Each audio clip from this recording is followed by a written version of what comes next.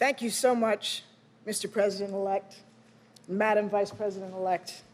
I'm honored to join this tremendous team. Today, we confront a profoundly connected set of crises: a relentless pandemic, a struggling economy, urgent demands for racial equity and justice, a climate in need of healing, a democracy in need of repair, and a world in need of renewed American leadership. In the 21st century, our foreign, economic, and domestic imperatives are deeply intertwined. Tackling these challenges is personal to me. I'm a descendant of immigrants and the enslaved, and service is in our blood. My paternal great-grandfather was born a slave in South Carolina and joined the Union Army.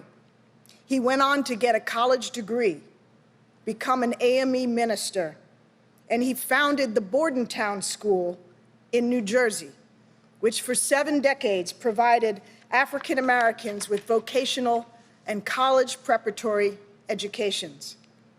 2 generations later, my father, Emmett Rice, served as a Tuskegee Airman and as a governor of the Federal Reserve.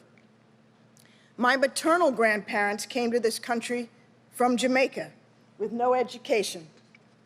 But working for decades as a janitor and a maid, they saved and they scraped to send all 5 of their children to college and on to professional success. My mother, Lois Rice, was known as the mother of the Pell Grant program, which has enabled 80 million Americans to reach college. And as she liked to say, not bad for a poor colored girl from Portland, Maine. But today, for far too many, the American dream has become an empty promise, a cruel mockery of lives held back by barriers, new and old. That is not good enough for any American. But we know that throughout our history, Americans have forged opportunity out of crisis. After the Civil War, we ended slavery and enshrined the concept of equal protection under the law. During the Great Depression, we established the Works Progress Administration and Civilian Conservation Corps. After World War II, we enacted the GI Bill. In the 1960s, we abolished legal segregation, established full voting rights, and enacted Medicare and Medicaid. Now, at the foot of yet another bridge between crisis and opportunity, I'm honored and excited to take on this role. Joe Biden and Kamala Harris's vision for our future is expansive but achievable. America must finally become a nation where every child, from Akron to Arkansas, from the Bronx to Brownsville, from the Sioux Nation to South Central Los Angeles, can dream without limits and make her dreams come true. I have no illusions about the difficulty of making that vision real, but we are here to get hard stuff done.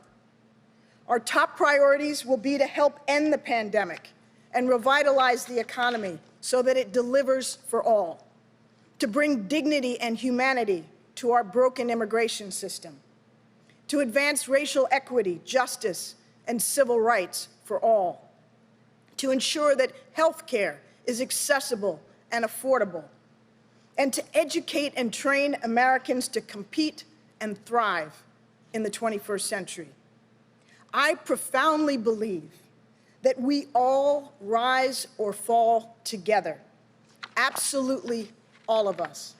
So, Mr. President-elect, Madam Vice President-elect, I promise you, I will do everything I can to help this country I love to build back better, to make our government deliver for all Americans and for working families, and to bring the American dream far closer to reality for all.